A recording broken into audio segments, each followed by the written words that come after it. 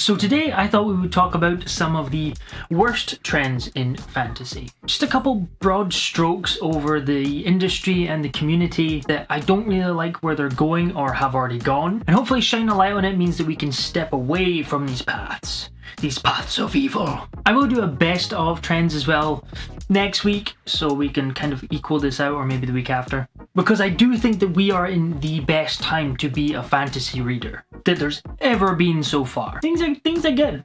Things are pretty damn good. We're very lucky with the accessibility and the options that we have nowadays. So I'm definitely not complaining.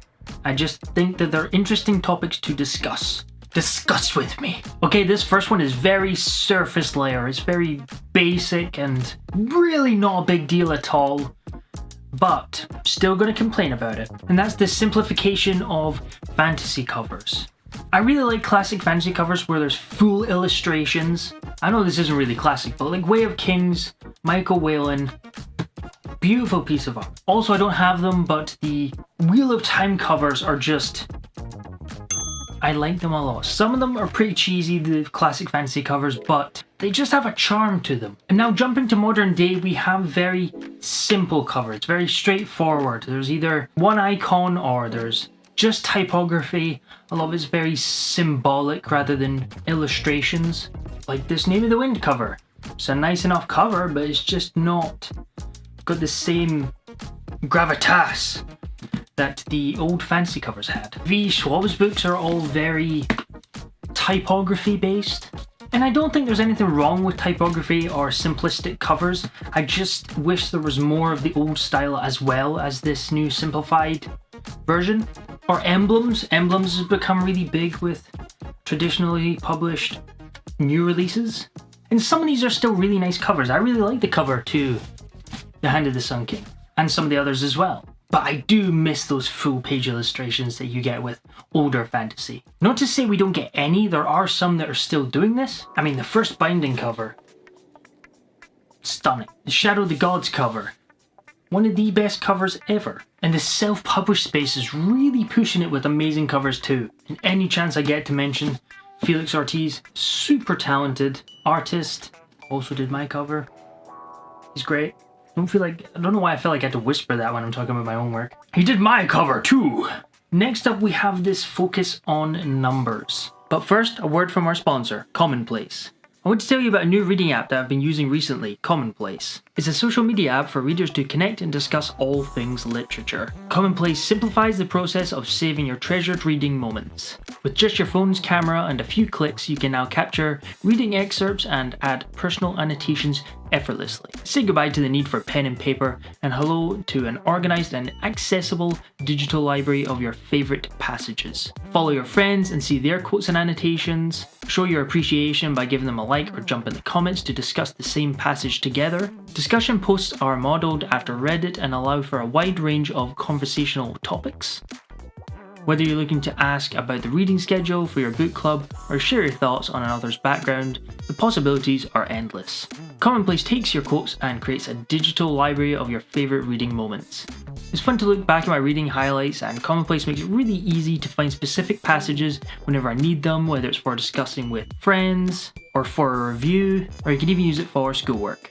You can go over now and join the Fool's Tale book club to see my favourite reading moments and connect with other readers. Make new connections and find new perspectives and commentary on popular titles you know. I'm excited to see your reading moments on CommonPlace. To download CommonPlace, check out the video description to find a link to the App Store and their website. Thanks so much CommonPlace for sponsoring this video. Next up we have this focus on numbers. And by that I mean the number of books people are reading in a month and a year. Now I have two trains of thoughts with this. One is I don't like this pressure put on people to try and keep up with these people who are able to read 100 plus books a year. I think there is more of that pressure now with the online communities really expanding, especially since the pandemic, where a lot more people got into reading again. And with it, you're going to see people who are reading all the time. And I've heard people say that they do feel a pressure to keep up with a certain pace of reading. I don't think this is a big deal personally, because people are going to talk about how many books they're reading in a year, and that's fine. You just need to know, well, it's a hobby, read as many as you like. It doesn't matter if you're reading 100 plus books a year. I think the pros to setting a number of books you're reading in a year is it's the same reason I set a weekly running goal. I want to run X miles in a week, and sometimes I'll fall short, sometimes I'll overshoot it and run a wee bit more. But it's just this idea of keeping some sort of momentum. It works for some people to have that goal to strive for.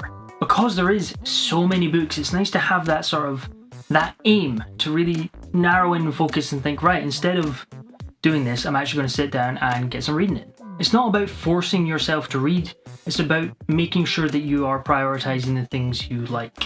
So I don't think anyone should have a problem with people talking about their reading goals or having reading goals. I think the problem with this is when people are condescending or gatekeeping in the way that if you're not reading 100 plus books a year, then you're not staying up to date with what's going on in the genre, and you haven't read this and you haven't read that. Then the problem is when people are critical of others for reading less. So to summarize, there's not really a problem with reading goals. I think it's fine. For some people it really works, for some people it doesn't. It doesn't matter how many books you read in a year. The point here is that don't diminish someone's opinions or taste just because they haven't read X amount of books in a year. My next point is adaptions. So stepping back to a more industry-sized problem, we are getting more and more fantasy adaptions, and we've been really lucky over the last X amount of years. Especially with advancements in technology, it's a lot easier to realize a fantasy world now than it was 20 years ago. And we have been getting more and more.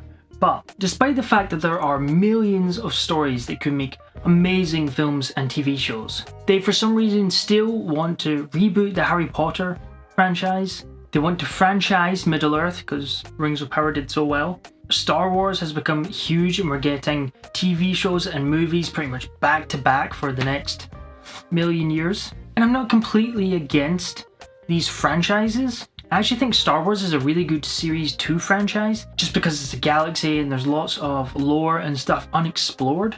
But something like the Middle-earth franchise, they're just trying to pull together scraps of Tolkien's writing. I think that's when it starts to get messy. Similar thing with Harry Potter, they're rebooting it to make money. We've already seen them. People love the films. Even if they were doing something completely different in the wizarding world, I think that would go over better than rebooting Harry Potter again.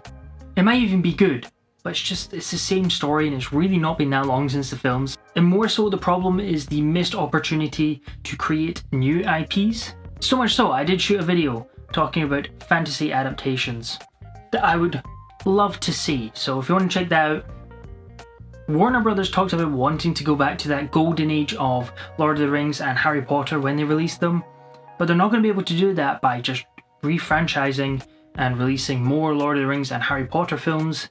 They need to capture that lightning in the bottle with something new. And there's certainly plenty source material out there.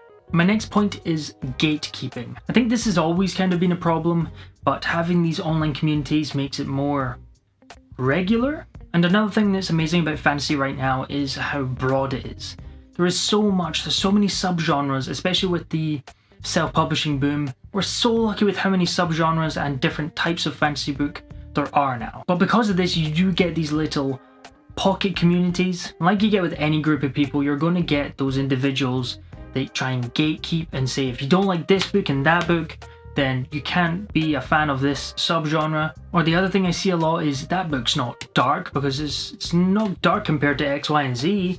Or that book isn't complicated, it's not like this book's way more complicated. Or that book's not long, or that series isn't long. Have you read Wheel of Time? When I talk about a long series or a dark book, that's in comparison to everything I've read. But that doesn't diminish my opinion because someone thinks that the series that they read is so much darker or longer or more complicated. Or another thing I don't like the way it's going is the monopolization of distribution. And by that I mean the big five are now the big four. If you're going to buy a book, most people go to Amazon. If you're going to buy an ebook, most people go to Kindle, which is by Amazon. If you're going to buy an audiobook, it's through Audible, which is Amazon. But the problem is there's really not that much competition for Amazon at the moment. One of the downsides is that Amazon will then just plateau with innovation. If they have no one to compete with, what's the point in making it any different? We'll just keep going how it is. The good thing about having 2 or 3 different options is that then they're vying for customers. They're trying to be better. They're trying to offer better odds for the authors and better prices for the customers, or better services for the customers or the authors. Spotify are dipping their toes into audiobooks, which I think is really promising, especially since they already have a huge user base. But even in the self-pub space, authors go through Amazon for KDP, which is Kindle Direct Publishing. That's where most indie authors are publishing their ebooks, because that's where the readers are. And Amazon offer this exclusivity program that lets you put your book into Kindle Unlimited. So then people who are paying for the Kindle Unlimited service will then get access to your book. And that's a massive user base, but the downside is then other platforms won't even get a chance to host ebooks and bring new readers to their platforms, because most people are taking this exclusivity deal to end up on Amazon. And this is in no way a critique to the authors. My book's going to be on Kindle Unlimited and with the exclusivity deal, because that's where the readers are. What we really need is another platform that can compete with Amazon for distribution and also readership, which is tough to do because Amazon is a behemoth. So there's certainly no overnight fixes. And lastly, just to lighten up this mood a little bit, marketing. If I hear another book be the next Game of Thrones or The Lord of the Rings, I'm going to start throwing books at people. I actually really like when authors put for fans of, but I swear every time it's Lord of the Rings and Game of Thrones. It makes sense for Ember Blade. That is very close to Lord of the Rings. I have heard that Sons of Darkness is very like Game of Thrones, so it's fine if it's genuinely like those books. There is far too many that claim to be the next Lord of the Rings or Game of Thrones. Again, it's a marketing thing. It's lame. People do it to make money. And non-removable stickers. No one likes them. Why do you keep doing this? Nobody likes them. I can't think of one person that goes, ooh, that looks good on the art. Don't do it. Okay, that's it. Let me know what are some of the worst trends in fantasy at the moment, and combat that with what is also some of the best trends in fantasy. I'll have a look in the comments to this video before I do the best trends of fantasy, and I'll try and include a couple. So let me know some of the best trends as well as some of the worst trends that you have seen in fantasy. And do you agree with mine? And let me know in the comments below. Outro.